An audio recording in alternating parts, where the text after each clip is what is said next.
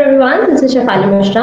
Currently, I'm pursuing MCA from NIT Warangal, and मैंने अपनी MCA entrance की preparation मावड़ा classes से की थी। इस तरीके से मैं मावड़ा क्लासेस से जुड़ी हुई हूँ। आपने जो लोग मावड़ा क्लासेस को यूट्यूब पे फॉलो करते हैं उन्होंने कुछ वीडियोस भी देखे होंगे। अक्सर मैं MCA रिलेटेड इंफॉर्मेटिव वीडियोस डालती रहती हूँ यूट्यूब पे। So this was all about me. जितनी भी सारी चीजें हैं मारूला क्लास की, जितनी भी इंटरनल चीजें हैं जो हम सारे बच्चे जानना चाहते होंगे, आज हम लोग उस बारे में बात करेंगे। So my first question is, किसी भी एंट्रेंस एग्जाम में जो पेपर्स होते हैं, हम लोग जो टेस्ट देते हैं, जो प्रैक्टिस करते हैं, वो बहुत इंपॉर्टेंट होती है। एंड आई थिंक आप भी उस बात पे एग्री करोगे। सो किसी भी टेस्ट, जब मारूला क्लासेस में कोई भी टेस्ट होता है तो उसका बैक एंड में क्या क्या चीजें होती हैं, क्या क्या इंटरेस्टिंग चीजें होती हैं जो बच्चों को जानना जरूरी है? बैक एंड में देखो, एक जो बहुत इम्पोर्टेंट चीज़ जो मैं हमेशा प्रेशराइज करती हूँ स्टूडेंट्स को कि वो बुक्स पे ज़्यादा डिपेंडेंट ना रहें या बुक्स बहुत ज़्यादा ना लगाएं। तो ये मैं इसलिए बोलती हूँ क्योंकि होता क्या है कि जो तुम्हारे टेस्ट पेपर्स होते हैं वो at the end of the day design book से ही किए जाते हैं। मतलब बहुत सारी बुक्स होती हैं सर के पास, उसमें से सर क्वेश्चन सेलेक्ट करके तुमको देते हैं। तो अगर तुम पहले से बुक्स पे डिपेंडेंट होगे या बुक्स के एकदम तुम लगा लगा के क्वेश्चन रट डालोगे तो टेस्ट में तुम्हें कुछ नया नहीं मिलेगा, तुम्हें देखे दिखाए क्वेश्चंस मिलेंगे। तो टेस्ट का इम्पोर्टेंस या टेस्ट का जो रोल होता है वो खत्म हो जाता है। तो इसलिए वी प्रेशराइज कि आप बुक्स मत लगाइए। हम आपको असाइनमेंट्स दे रहे हैं ऑलरेडी, उनमें क्वेश्चंस डिफरेंट दिए जाते हैं और असाइनमेंट्स और टेस्ट इस तरीके से डिज़ाइन किए जाते हैं कि जब हम चाहते हैं कि आपके सामने बिना देखे क्वेश्चंस आए तो हम असाइनमेंट के क्वेश्चंस आपको टेस्ट में नहीं देंगे। जब हम चाहते होते हैं कि हाँ ये क्वेश्चन रिपीट हो रहे हैं, ये बच्चों को मतलब एकदम इतने अच्छे से आने चाहिए कि वो देखते ही टिक लगा दें, तो वो क्वेश्चंस टेस्ट में आपको रिपीट किए जाएंगे बार बार, वो असाइनमेंट्स में भी मिलेंगे। तो इस तरीके से पूरा चलता है प्रोसेस बैक एंड में। तो इसीलिए जो भी मतलब बोला जाता है ना, इंस्ट्रक्शन दिए जाते हैं कि बुक्स मत लगाइए, या फिर जब अगर कोई बुक आपको रेफर की जा रही है तब उसको लगाइए। तो जब जो चीज़ कही जाती है उसको फॉलो किया करिए, तभी आपको जो भी चीज़ें यहाँ प्रोवाइड की जा रही हैं या जो भी पढ़ाया जा रहा है उसको उसका बेनिफिट मिलेगा। एक दो चीज़ें और जो टेस्ट में ध्यान दी जाती है वो ये कि जैसे कभी कभी क्या होता है ना कि हम देखते हैं कि टेस्ट में बच्चे की परफॉर्मेंस बहुत अच्छी, मतलब टेस्ट में स्टूडेंट बहुत अच्छा परफॉर्म कर रहा है, उसके बाद भी सर इतना अप्रिशिएट नहीं कर रहे हैं उसको, या फिर उसको जैसे इस समय चल रहा है कि रैंकर बैच में प्रमोट किए जा रहे हैं वो बच्चे जो बहुत अच्छा परफॉर्म कर रहे हैं। तो कुछ बच्चे ऐसे हैं जो रेगुलरली मुझसे बोलते हैं कि मेरी तो टेस्ट में रैंक अच्छी है, मुझे तब भी क्यों नहीं प्रमोट किया जा रहा है। तो होता क्या है ना कि सिर्फ तुम्हारी एक टेस्ट की या दो तीन टेस्ट की रैंक नहीं देखी जाती है, तुम्हारी ओवरऑल परफॉर्मेंस देखी जाती है कि क्लास में तुम कितना इंटरेक्टिव हो, तुम टेस्ट के जो अपडेशंस होते हैं वो कितना अपडेट कर रहे हो, ग्रुप्स में कितने एक्टिव हो तुम। अब ग्रुप्स में एक्टिव होने का मतलब ये नहीं कि तुम फालतू बात के लिए एक्टिव हो, मतलब क्लास कब स्टार्ट होगी, ये आया नहीं, ये सब फालतू बात कर रहे हो। एक्टिव होने का मतलब कि टेस्ट में कोई क्वेश्चन गलत आया तो तुमने ग्रुप में तुरंत डाला कि इसका सही सॉल्यूशन ये होगा सर, इसको अपडेट कीजिए। तुम्हारे डालने के बाद भी वो अपडेट नहीं हुआ है तो फिर तुम ग्रुप में बोल रहे हो कि नहीं सर ये अपडेट होना चाहिए। या कुछ भी पढ़ाई रिलेटेड जो तुम्हारे लिए आगे फायदेमंद होगी, अदर स्टूडेंट्स के लिए होगी, उसमें तुम कितना पार्टिसिपेट कर रहे हो, ये सब चीज़ें देखी जाती हैं। क्योंकि सिर्फ टेस्ट देने से और अच्छा स्कोर करने से तुम्हारी परफॉर्मेंस इंप्रूव नहीं होने वाली है, अनलेस एंड अनटिल तुम टेस्ट रिलेटेड सारी जो क्लास की जो भी एक्टिविटीज़ होती हैं उसमें पार्टिसिपेट करते हो। क्योंकि ये जो अपडेशंस वगैरह वाली जो एक्टिविटीज़ है ना जो डिज़ाइन की गई हैं, तो स्टूडेंट्स यूजुअली इसको नेगेटिव वे में लेते हैं कि इसे टाइम वेस्ट होगा, हम क्यों डालें ग्रुप में, हमें पता है कि इसका सही आंसर ये है, बस काफ़ी है, हम दूसरों को क्यों बताएं। बट होता क्या है, अब आप देख रहे होंगे करेंटली जैसे जो बच्चों ने निमसेट दिया या JNU दिया, BHU दिया, ऑलमोस्ट हर पेपर में अब आंसर की चैलेंज करने का ऑप्शन आता है। आप ओरिजिनल आंसर की जब रिलीज हो जाती है उसके बाद आप चैलेंज कर सकते हैं किसी आंसर की, तो उसके लिए कुछ पेमेंट लिया जाता है, और अगर आपका आंसर की सही होता है तो आपको रिफंड मिल जाता है, गलत होता है तो आपका पेमेंट चला जाता है। तो अब जब ये होता है ओरिजिनल एग्जामिनेशन में, तो जो बच्चे पहले से इस जो आंसर की अपडेशन वाला प्रोसेस है इसमें पार्टिसिपेट करते रहते हैं शुरुआत से, तो उनको एंड में चल के कॉन्फिडेंस आ जाता है वो कि किस क्वेश्चन को चैलेंज करना है, 100% कोई क्वेश्चन कब सही होगा, वो मेंटली इस चीज़ के लिए, इस पूरे प्रोसेस के लिए तैयार हो गए होते हैं। तो वो किसी क्वेश्चन को चैलेंज करने होते हैं ना, अगर उन्हें लगता है कि क्वेश्चन गलत है तो वो 100% श्योर होते हैं, तभी वो चैलेंज करते हैं और वो फिर टाइम नहीं लेते इस प्रोसेस में। अब जो बच्चे शुरू से पार्टिसिपेट ही नहीं कर रहे, उन्हें भले ही उनका आंसर सही हो और जो आंसर की निमसेट ने रिलीज की हो उसमें गलत हो ऑप्शन, पर वो इतने कॉन्फिडेंस में ही नहीं होते हैं, तो इसलिए वो चैलेंज करते ही नहीं है और वो लूज कर जाते हैं मार्क्स, क्योंकि आप चैलेंज नहीं करोगे तो आप लूज ही करोगे। तो ये सब कुछ चीजें हैं जो स्टूडेंट्स को लगता है कभी कभी कि टाइम वेस्टिंग है या इसका क्या मतलब है, इररिलेवेंट है, बट बहुत सोच समझ के मतलब बहुत सालों का एक्सपीरियंस है, बहुत स्टूडेंट्स का फीडबैक है, सर की इसके पीछे सर ने बहुत टाइम दिया है, तब ये सब पूरा प्रोसेस बनाया जाता है। तो इसलिए पार्टिसिपेट किया था, ये जो भी एक्टिविटीज होती हैं, जो भी चीजें आपसे बोली जाती हैं उसमें पार्टिसिपेट कीजिए, आपको इसका बेनिफिट लास्ट में समझ में आएगा। आई थिंक आपने जितनी भी बैक एंड वाली चीजें होती हैं किसी भी टेस्ट को लेके आपने वो सारी बातें बताई, और I will also agree on this कि बार बार जब आप टेस्ट देते रहते हो, आप ये क्वेश्चन सॉल्व करने वाली चीज करते हो या जब एरर फाइंडिंग टाइप चीजें करते हो, तो आप बार बार टेस्ट देके अपने निमसेट वाले टेस्ट के लिए बहुत बार प्रिपेयर हो चुके होते हो। तो उस चीज में बहुत सारे इंटरव्यूज में बहुत सारे बच्चों ने ऐसा बोला भी है कि हम लोग बार बार टेस्ट देके टेस्ट के लिए बहुत ज्यादा फेमिलियर हो गए थे। So my next question is कि जो भी ये स्ट्रक्चर है जितना भी, and what makes you connected to Marula classes from this long, इतने लंबे समय तक, what made you connected? Okay, so when it comes to the connection, so सबसे जो इम्पोर्टेंट मतलब मेन चीज है कनेक्शन का वो तो सर ही हैं, क्योंकि सर इतना डेडिकेशन से मतलब जब आप जो भी बैच पढ़ रहा होता है ना सर के लिए, अब हम लोग एक्स स्टूडेंट्स हो गए, अब हम लोग रिटायर हो गए मारूला क्लासेस से, तो हमसे सर का कनेक्शन उतना नहीं रह पाता है। जो करेंट बैच होता है वो सर के लिए हमेशा प्राइम इम्पोर्टेंस का होता है। लाइक सर अपनी फैमिली को भी टाइम नहीं दे पाते हैं अक्सर, कोई भी फेस्टिवल हो तो सर हो सकता है फेस्टिवल के दिन ही सुबह, लाइक दिवाली है तो हम लोग बोलने लगते हैं कि सर छुट्टी कर दीजिए, 4 दिन की छुट्टी चाहिए, होली है तो सर हमें 4 दिन की छुट्टी चाहिए, रक्षाबंधन है तो हमें छुट्टी चाहिए, ईद है तो हमें छुट्टी चाहिए। सर का क्या होता है कि अगर कोचिंग में लाइक हॉस्टलर्स आते हैं, बहुत सारे बच्चे बाहर से आते हैं यहाँ पढ़ने के लिए ऑफलाइन कोचिंग में, ऑनलाइन में बच्चे हमेशा बोलते हैं कि कुछ बच्चों की चाह होती है कि ऑनलाइन में तो हम घर बैठे ले रहे हैं, तो सर दिवाली के एक दिन पहले तक क्लासेस चलनी चाहिए, सिलेबस बहुत बचा है। बट हम कहीं ना कहीं ये भूल जाते हैं कि ऑनलाइन क्लासेस हम ले रहे हैं बट सर का घर यहाँ पे नहीं है, सर को ट्रैवल करना पड़ता है, तो वो पूरा सेटअप लेके अपने घर नहीं जा सकते। तो लेकिन तब भी वो दिवाली के एक दिन पहले तक क्लास लेते हैं, कभी कभी हो सकता है वो दिवाली के दिन भी क्लास ले रहे हो मॉर्निंग में। तो वो इतना कुछ सैक्रिफाइस करते हैं ना कि जब एक साल आप उनसे पढ़ते हो तो हमें समझ में आने लगता है कि कभी वो बीमार हैं या उनकी सिचुएशन नहीं है पढ़ाने वाली, वो क्लास में जब पढ़ा रहे तब भी समझ में आता है उनकी शक्ल देख के कि वो कितना टायर्ड है या कितने बीमार है, तभी वो हमें पढ़ा रहे हैं। कोई फेस्टिवल है, कुछ भी उनका फैमिली फंक्शन है, वो उसे नहीं अटेंड कर रहे, वो आपको टाइम दे रहे हैं। तो ये छोटी छोटी जो चीज़ें होती है ना, जो सैक्रिफाइस सर करते हैं हमारे लिए, हमारे एग्जाम्स को हमारा रिजल्ट अच्छा करने के लिए, हमारे जब लाइक ऑनलाइन स्टूडेंट्स के साथ तो नहीं हो पाता है, ऑफलाइन जब हमारा एग्जाम मतलब ऑफलाइन जो हम लोग थे तो सर हर एग्जाम में हमारे साथ जाते थे, एग्जामिनेशन सेंटर हमको लेके, हमारे जितने भी डॉक्यूमेंट्स होते हैं ना लाइक एडमिट कार्ड और लाइक एक आधार कार्ड की कॉपी या कोई भी आपके पास एक डॉक्यूमेंट आपसे मांगा जाता है फोटो वैलिडेशन वाला, तो वो सर हर स्टूडेंट की एक ओरिजिनल डॉक्यूमेंट की कॉपी और आपके एडमिट कार्ड की कॉपी सर अपने पास रखते थे और लेके जाते थे सेंटर तक, कि इन केस बच्चे से कभी कोई भी गलती हो गई, वो कुछ ले जाना भूल गया, तो सर के पास सारे डॉक्यूमेंट्स रहते थे कि वहाँ पे कुछ दिक्कत ना हो।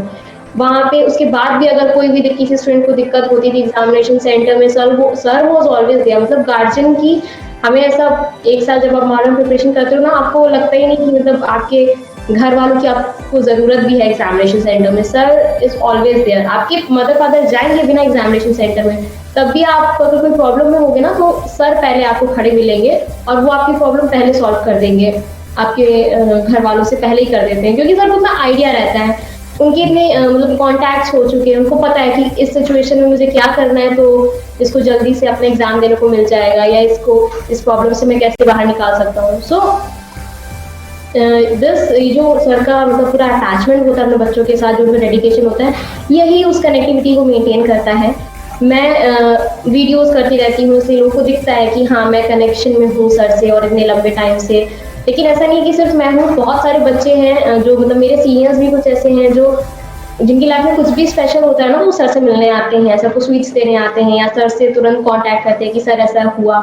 तो बहुत सारे बच्चे होते हैं जो सर से कनेक्शन में रहते हैं बहुत लंबे समय तक, और जब तक रह सकते हो तब तक रहते हैं। तो ये बस सर का डेडिकेशन ही है जिसकी वजह से बच्चे कनेक्टेड रहते हैं उनसे। आपसे बहुत सारे बच्चे कंसल्ट करते होंगे इस चीज के लिए कि मैम कैसे प्रिपेयर करें, क्या स्ट्रक्चर रखें, क्या क्या करें। So let's do that. आप टॉप एनआईटी में आपने एमसीए करी है, तो I don't think a better person than you जो सजेस्ट कर पाए एक पूरा स्ट्रक्चर जिससे वो टॉप एनआईटीज तक जा पाए। सो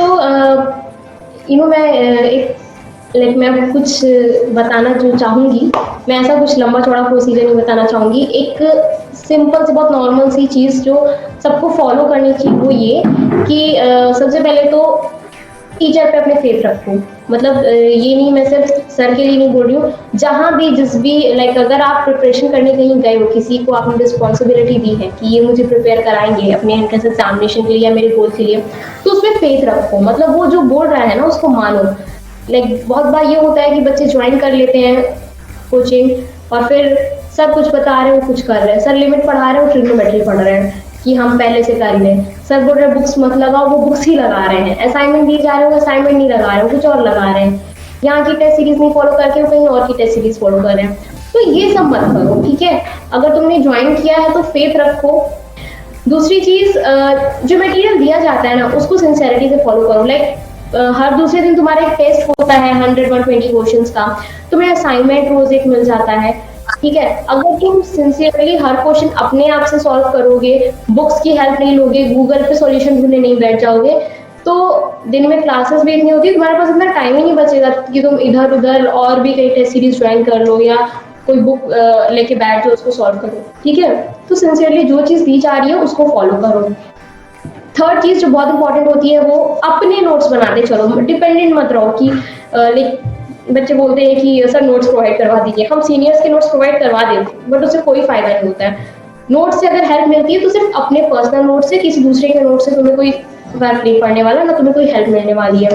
पीपीटीज भी अब हम प्रोवाइड करा देते, क्लास में जो सर पढ़ाते हैं उसकी पीपीटी प्रोवाइड कर दी जाती है, ठीक है, वो आपके लिए इजी पड़ता है, बट कोशिश करो कि अपने नोट्स बनाओ, पीपीटीज पे या दूसरे में कंटेंट पे डिपेंडेंट मत रहो, ठीक है। आई थिंक एक क्वेश्चन जो मैं अगला आपसे पूछने जा रहा हूँ, ये आपसे बहुत बच्चे बहुत बार पूछते होंगे कि मैम प्रिपरेशन करने में कितना टाइम लगेगा और कितने टाइम में सारी प्रिपरेशन हो जाएगी, तो व्हाट इज दैट आंसर जो आप सबको देते हो इस क्वेश्चन के? देखिए, अगर आप एक ड्रॉपर हैं, लाइक मैं खुद ड्रॉपर थी, तो एक साल मतलब मोर देन सफिशिएंट होता है, उससे ज़्यादा समय नहीं चाहिए होता है किसी को प्रिपरेशन में। बस मेक श्योर कि वो एक साल आप पूरा डेडिकेशन से प्रिपरेशन को ही दे रहे हो। लाइक जब मैं थी तो मैं ऑफलाइन कोचिंग ज्वाइन की थी, तो मैं सुबह 5:30 के अराउंड मैं घर से निकल जाती थी। मुझे टाइम, मेरा घर से कोचिंग का डिस्टेंस काफ़ी था, मुझे कभी 90 मिनट्स लग जाते थे कभी कभी पहुँचने में। तो 7 तक मैं हर हाल में कोचिंग में होती थी सुबह, और रात में मैं कोचिंग छोड़ती थी 8:30 पे, या फिर कभी सर्दियाँ हो गई तो मैं 8 बजे निकल रही हूँ, ऐसे होता था। फिर रात में मैं 9:30 तक, कभी कभी 10 भी बज जाता था अगर ट्रैफिक बहुत है तो इस तरीके से प्रिपरेशन की। और उस एक साल मैं कोई कोई फैमिली फंक्शन नहीं अटेंड किया मैंने, कोई जितने भी social media website, social apps थे, फेसबुक, इंस्टाग्राम, इन सब से बिल्कुल कट ऑफ था, कुछ नहीं यूज़ करती थी मैं, ठीक है। तो इस तरीके से आपको करना पड़ेगा, मतलब एक साल अगर आप कर रहे हो तो इतना लग के करना पड़ेगा। Not because MCA entrance examination बहुत टफ है, एग्जामिनेशन टफ नहीं है। आप क्वेश्चंस देखो, बहुत टफ क्वेश्चंस नहीं आते, इजी क्वेश्चंस आते हैं, चाहे बीएचयू हो चाहे जेएनयू हो। जेएनयू पहले बहुत टफ आता था, बहुत ईजी आता है। निमसेट भी आपका बहुत ईजी आता है, एग्जामिनेशन सारे बहुत ईजी आ रहे हैं। पर दिक्कत यह है ना कि इतने सारे लोग उसमें पार्टिसिपेट कर रहे हैं, भीड़ इतनी ज्यादा है, तो कट ऑफ बहुत हाई चला जाता है। तो इसलिए आपको इतनी मेहनत करनी पड़ती है, ये पेपर तो आप सॉल्व कर सकते हो, बट क्या टारगेट रहता है कि कम टाइम में कितने ज्यादा क्वेश्चन आप सॉल्व कर लोगे, जो जितने ज्यादा क्वेश्चन सॉल्व कर लेगा उसे उतना अच्छा एनआईटी मिलेगा। थोड़ी सी अगर आप मक्कारी भी करते हो, कुछ बच्चे जो 6 घंटा पढ़ेंगे, हम 5 घंटा पढ़ेंगे, तो 6 घंटा 5 घंटा भी अगर आप पढ़ रहे हो एज अ ड्रॉपर, तो भी आप एक ठीक ठाक एनआईटी निकाल लोगे, ठीक है। लाइक आप एनआईटी परीक्षा से तो आराम से पहुंच जाओगे, तब भी पढ़ रहे हो तो भी आप आराम से पहुंच जाओगे। अगर आप अपीयरिंग स्टूडेंट, लाइक आप फाइनल ईयर स्टूडेंट हो, थर्ड ईयर में हो, आपका कॉलेज चल रहा है और आपको कॉलेज में जाना पड़ता है, क्लासेस लेनी पड़ती है, टाइम देना पड़ता है वहाँ पे, तो कोशिश करो कि आप सेकेंड ईयर से प्रिपरेशन स्टार्ट कर दो।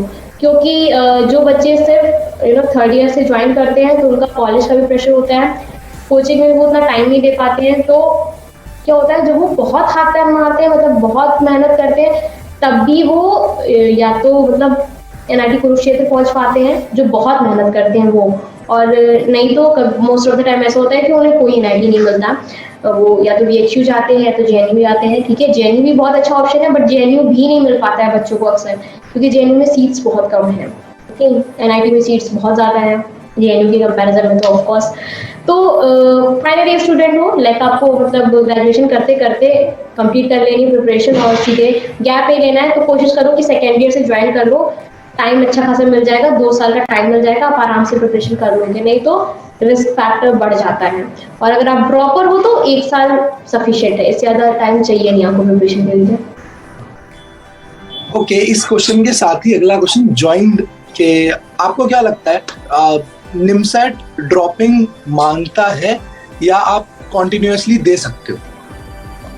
आप कॉन्टिन्यूसली दे सकते हो, डिपेंड करता है कि आपकी मतलब आप कितना डेडिकेटेड हो, और आपको खैर कभी कभी ये भी होता है कि बच्चे डेडिकेटेड होते हैं, बट गाइडेंस उनको सही नहीं मिल पाती है, या हम पढ़ रहे होते हैं बट हमें आइडिया नहीं होता कि किस तरह से पढ़ना है, तो कभी कभी हम अच्छे से पढ़ते हैं, उसके बाद भी हमारा नहीं निकल पाता है। ठीक है, कायदे से देखा जाए तो निमसेट को रिक्वायरमेंट नहीं है गैप की।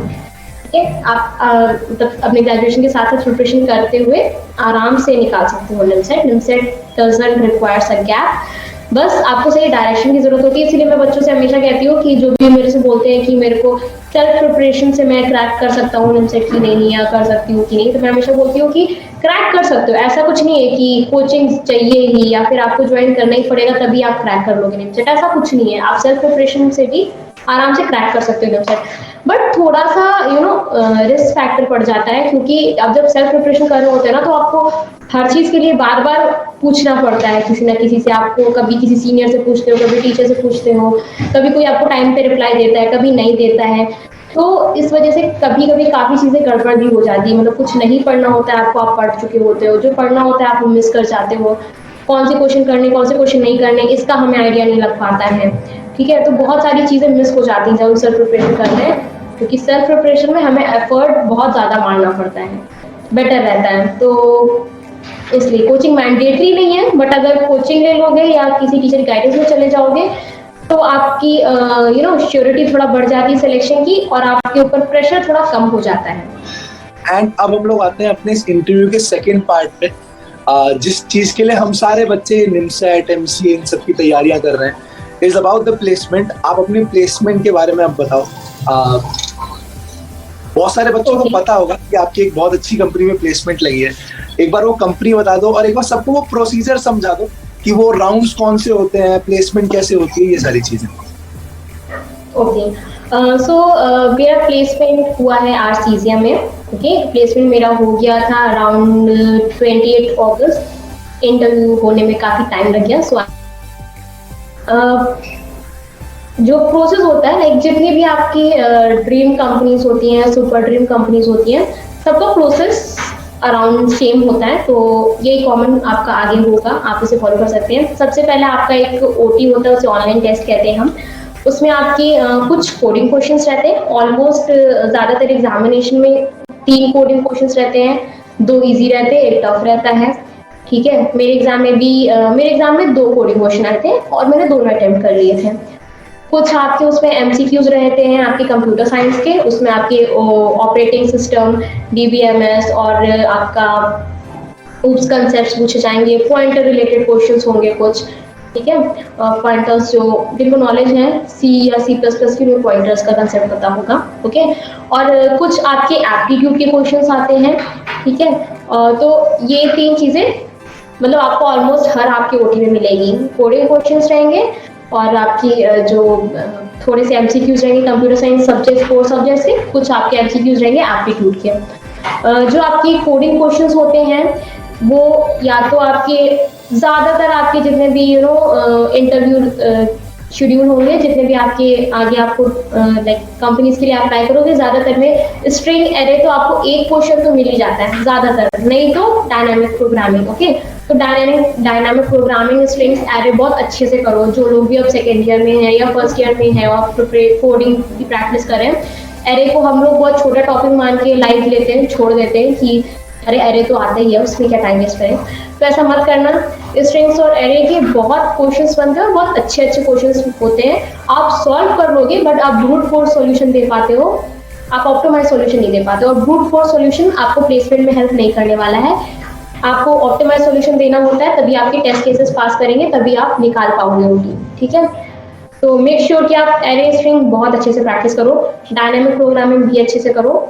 और कभी कभी लाइक लिंक लिस्ट भी पूछ लिया जाता है या कोई डेटा स्ट्रक्चर बेस्ड क्वेश्चन आ जाता है, बट बहुत कुछ कम कंपनीज होती है जिनमें होता है, मतलब जो बहुत ही अच्छी होती है, लाइक कोडनेशन है, उबर है, इन सब में आता है। बट इनमें भी डायनामिक प्रोग्रामिंग का एक क्वेश्चन आपको मिल जाता है। और अगर आप किसी भी ओटी में एक क्वेश्चन पूरा सॉल्व कर लेते हो, सारे टेस्ट केसेस पास हो जाते हैं, 2 क्वेश्चन पूछे गए हैं और एक आपने पूरा कर लिया, तो चांसेस होते हैं कि आपका सिलेक्शन हो जाएगा, मतलब नेक्स्ट राउंड में आप पहुंच जाओगे।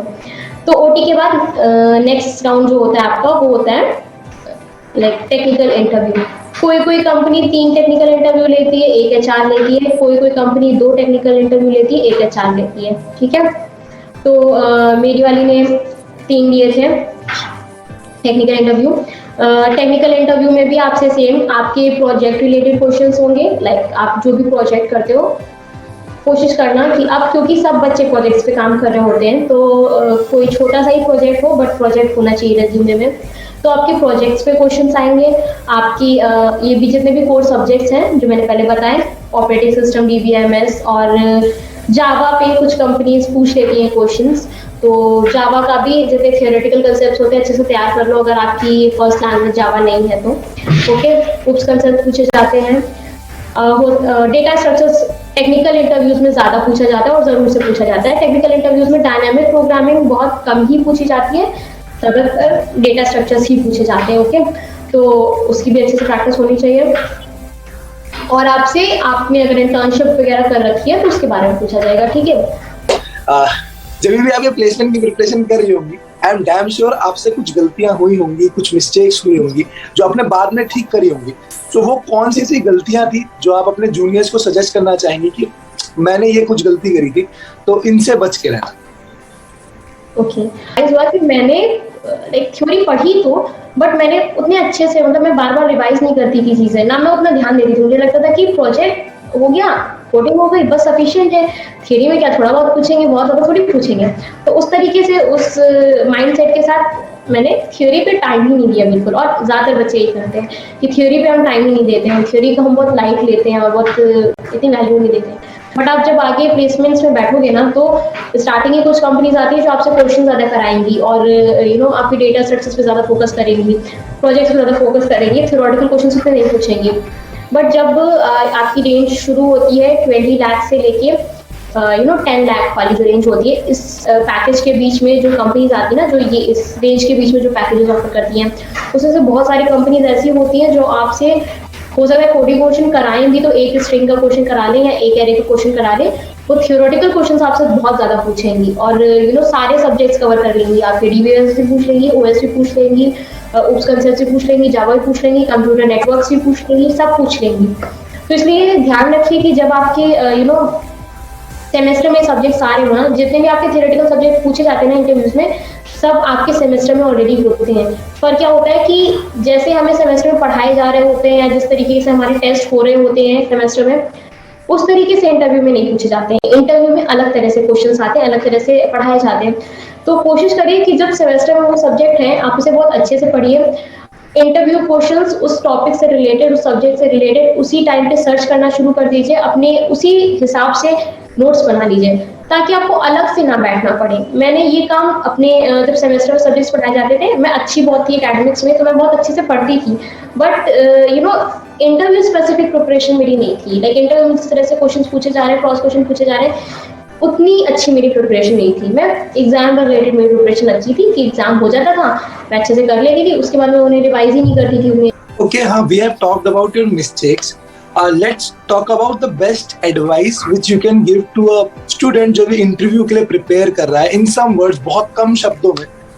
ओके, सो इंटरव्यू के लिए एक पहली चीज तो मैं ये बोलना चाहूंगी कि यार देखो, कभी ये मत सोचना कि तुम लेट हो गए हो। मतलब अगर सेकेंड ईयर में हो तुम और तुम्हारी कोडिंग नहीं अच्छी है और प्रोजेक्ट भी नहीं बना है, पैनिक मत करो। जो तुम्हें 3 महीने का गैप मिलता है ना सेकेंड ईयर और थर्ड ईयर के बीच में, जब तुम्हारा सेकेंड ईयर खत्म हो जाता है, थर्ड ईयर स्टार्ट होने वाला होता है, 3 महीने का गैप मिल जाता है, ठीक है।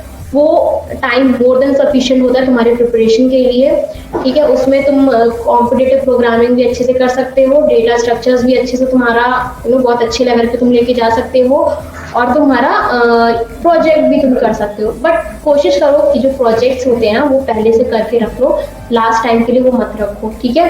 कोशिश करो कि लास्ट के जो 3 महीने ना उसमें बस डेटा स्ट्रक्चर्स करो, कॉम्पिटिटिव प्रोग्रामिंग की प्रैक्टिस करते रहो, और जो तुमने पहले पढ़ रखा है वो रिवाइज करते चलो, ठीक है। मैं ये बोलती हूँ कि अगर तुम कॉम्पिटिटिव प्रोग्रामिंग को टाइम नहीं दे पा रहे हो अपने एकेडमिक्स के साथ, और फर्स्ट ईयर सेकेंड ईयर तुम इतने अच्छे नहीं हो पा रहे हो, तो भी कोशिश करो कि एटलीस्ट तुम अवेयर तो हो पाओ चीज़ों के बारे में। मतलब तुमको ऐसा ना हो कि तुम आईडी ही नहीं तुम समझ पा रहे हो। लाइक तुम्हें सी प्लस, तुम्हारे पास डेव सी प्लस प्लस होता है लोगों के पास, ठीक है, उस पे कोड करना, और ऑनलाइन आईडीई पे कोड करना, वहाँ पे तुम्हारे टेस्ट केसेस क्या है, टेस्ट केस इनपुट कैसे ले रहा है, आउटपुट कैसे ले रहा है, ये चीज़ें भी समझनी होती हैं। एकदम तुम पहली बार खोल के बैठोगे तो तुमको वही नहीं समझ में आएगा कि कैसे चल रहा है, क्या मेरा कोड रिजेक्ट क्यों हो रहा है, तुम्हें नहीं समझ में आएगा, ठीक है। तो एटलीस्ट अवेयर हो जाओ चीज़ों से, इतनी तो कोशिश करो, इतना तो हाथ पैर मारो ही, ठीक है। दूसरी चीज़, जो तुम्हारे नोट्स होते हैं सेमेस्टर के साथ बनाते चलो, पहले ही मैंने बोला, ठीक है। प्लेसमेंट प्रिपरेशन तुम्हारी बिल्कुल आधी हो जाएगी लास्ट मोमेंट पे। 3 महीने जो लास्ट के होंगे तुम्हें बस कोड करना, कोडिंग की प्रैक्टिस करनी होगी, बाकी सब पहले से रेडी होगा तुम्हारे पास। रिवीजन पे बहुत स्ट्रेस करो, मेक श्योर कि संडेज को आप रिवाइज करो चीज़ें, जितना भी आपकी थियोरी है ना, जितना आपने पढ़ा है, संडे को टाइम निकालो और उनको रिवाइज करने की कोशिश करो बार बार, ताकि दिमाग में एकदम बैठ जाए चीज़ें, भूलो। माय नेक्स्ट क्वेश्चन इज कि आपके हिसाब से वो टॉप 5 कौन से एग्जाम्स हैं फॉर एमसीए जो आपको जो लगता है कि मतलब फर्स्ट निमसेट, सेकंड ये, थर्ड ये, ऐसा कुछ? तो आप सेकंड नंबर पे एचयू रखो, फर्स्ट में आप जेएनयू या निमसेट दोनों में से किसी को भी रख सकते हो, ओके। और फिर आप एचयू को रखो, उसके बाद आप प्रायोरिटी दो अपने दिल्ली यूनिवर्सिटी को, फिर आप दो जामिया को, फिर दो आईक्यू को।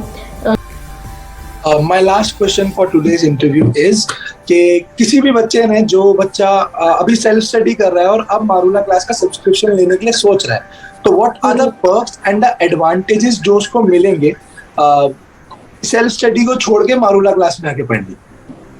ओके, तो जैसे मैंने स्टार्टिंग में बोला था कि सेल्फ स्टडी मतलब सेल्फ स्टडी में आपको मेहनत ज़्यादा करनी पड़ती है, पढ़ना ज़्यादा पड़ता है। कभी कभी आप गलत भी पढ़ लेते हो, कभी कभी आप फालतू का पढ़ लेते हो। तो अगर आप सेल्फ स्टडी से मामला क्लास में आ रहे हो, तो आपकी एक तो मेहनत और आपका जो टाइम आप दे रहे हो प्रिपरेशन को कम देना पड़ेगा, आपको पढ़ना कम पड़ेगा, आपको कंटेंट आपका थोड़ा सा प्रिसाइज और स्पेसिफिक हो जाएगा।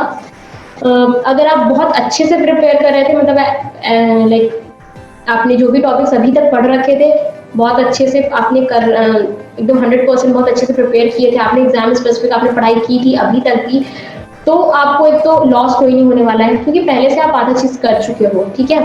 तो आपको प्रेशर ये वाला नहीं आने वाला है कि अरे मेरा सिलेबस छूट गया है, क्योंकि जो पढ़ाया जा चुका है उसमें से कुछ ना कुछ तो आप खुद से भी पढ़ चुके हो। या फिर अगर मान लीजिए आपने कुछ ऐसे टॉपिक्स पढ़े थे जो अभी पढ़ाई नहीं गए हैं, और जो टॉपिक आपने नहीं पढ़े थे वो पढ़ाए जा चुके हैं, तो ऐसा नहीं कि आपके ऊपर बर्डन आ गया, आपका चीज़ छूट गई। जो आपने पढ़ा है, ऑलरेडी पढ़ रखा है, वो भी कभी बाद में यहाँ पढ़ाया जाएगा। तो जब वो यहाँ पे पढ़ाया जाएगा, आप अपने छूटे हुए टॉपिक्स उस टाइम पे कवर कर सकते हो, क्योंकि आपको वो टॉपिक्स पहले से तैयार हैं, तो आपको उन पे उतना टाइम देने की जरूरत नहीं पड़ेगी। हो सकता है आप क्लासेस बिना अटेंड करें असाइनमेंट सॉल्व कर लो। अगर ऐसा कर लो तो 1-2 क्लास में आप देखना, अगर आप कर पाओ असाइनमेंट सॉल्व और आपके टेस्ट अच्छे जाए बिना क्लास लिए भी, तो उस टाइम में आप अपने छूटे हुए टॉपिक के वीडियोस वगैरह आपको मिलते ही हैं पुराने, तो आप आराम से अपना कवर कर सकते हो, ठीक है। एक बहुत बड़ा बेनिफिट जो मिलता है, चाहे आप लेट ज्वाइन करो, मान लो आपको किसी भी पॉइंट पे ज्वाइन करो, वो ये कि मटेरियल आपको सारा मिल जाता है। मतलब प्रीवियस जितने भी असाइनमेंट्स हुए हैं वो सब आपको मिल जाएंगे। टेस्ट पेपर्स जो हैं वो आपको उनका PDF फॉर्मेट में अवेलेबल है, आप उनको डाउनलोड कर सकते हो। तो आप एक बार अगर ये जानना भी चाहो ना कि मेरी पीछे की प्रिपरेशन सही थी कि नहीं, मैंने अभी जितना पढ़ा था वो मुझे आता है कि नहीं, क्या मुझे पुराने वीडियोस देखने चाहिए, तो आप असाइनमेंट्स वगैरह आपके पास अवेलेबल है, आप उन्हें उनसे चेक कर सकते हो। उनके क्वेश्चंस आप अगर कर पा रहे हो, आपको चीज़ें समझ में आ रही है, तो आप आराम से कंटिन्यू कर सकते हो। आप डिसाइड कर सकते हो कि आपको पुरानी रिकॉर्डिंग्स देखनी है कि नहीं देखनी है। तो ये कुछ बेनिफिट्स हैं जो आपको मिलेंगे अगर आप ज्वाइन करो। सो गाइस, इसी के साथ ये इंटरव्यू खत्म करते हैं। अगर आपको ये वीडियो पसंद आई हो तो लाइक करें, शेयर करें, सब्सक्राइब करें इस चैनल को जरूर से जरूर। और आपके पास अगर थोड़ा सा भी टाइम हो और एमसी की प्रिपरेशन करना चाहते हैं तो हमारे पोर्टल पे जाएं, विजिट करें, नए नए पैकेजेस देखें और चीजें समझें। और किसी भी क्वेरी के लिए आप हम में से या नीचे कमेंट सेक्शन पे किसी से भी कुछ भी पूछ सकते हैं। We are available for you 24/7। And Shefali ma'am, thank you for the All I want to say, first of all, thank you Akash for taking my interview. Okay, काफ़ी रिलेवेंट क्वेश्चंस पूछे आकाश ने, तो मुझे भी बहुत अच्छा लगा इंटरव्यू देते। मुझे ऐसा नहीं लगा कि बहुत लंबा खिंच रहा है या मेरा बोर हो रही हूँ मैं। मामला क्लासेस से मैं हमेशा अभी तक जुड़ी हुई हूँ, आगे मैं जुड़ी हुई रहूँगी। तो कोई भी किसी भी पॉइंट पे अगर आपको कोई डाउट हो, you can contact me. But मैं अगर रिप्लाई देने में लेट करती हूँ, डिले करती हूँ, तो I am sorry for that. मेरी भी प्रॉब्लम समझा करिए। कभी कभी बच्चे गुस्सा हो जाते हैं कि मैंने अब रिप्लाई मैसेज किया था मैम को, अभी तक रिप्लाई नहीं है। फिर होता ऐसा है ना कि मैं भी, अभी तो मेरा एमसीए ही चल रहा है, currently I am 5th semester. इसके बाद भी मेरी ज्वाइनिंग हो गई है, मतलब प्लेसमेंट हो गया, तो मैं जॉब करूंगी। ऐसा तो है नहीं कि मतलब मैं सिर्फ मामला की एम्प्लॉय हूँ या मैं इसी काम को कर रही हूँ। तो इसलिए कभी कभी कुछ पर्सनल रीजन की वजह से, कुछ प्रोफेशनल रीजन की वजह से मैं नहीं लेट रिप्लाई करती हूँ, बट मैं रिप्लाई करती हूँ। और जिन मैसेजेस का मैं नहीं रिप्लाई करती हूँ ना, उस बारे में मुझे पता नहीं होता है। तो मुझे लगता है कि फालतू में हमारा टाइम वेस्ट करने से बेटर है, या उनको गलत इन्फॉर्मेशन देने से बेटर है कि मैं तुमको नहीं जवाब दूँ, क्योंकि नहीं जवाब दूंगी तो तुम दूसरी जगह हाथ पैर मारोगे, कहीं और से पता करने की कोशिश करोगे। इसलिए जिस बारे में मुझे नहीं पता होता या डाउटफुल होती है जो चीज़, मैं बिल्कुल नहीं बोलती हूँ या मैं रिप्लाई नहीं करती हूँ।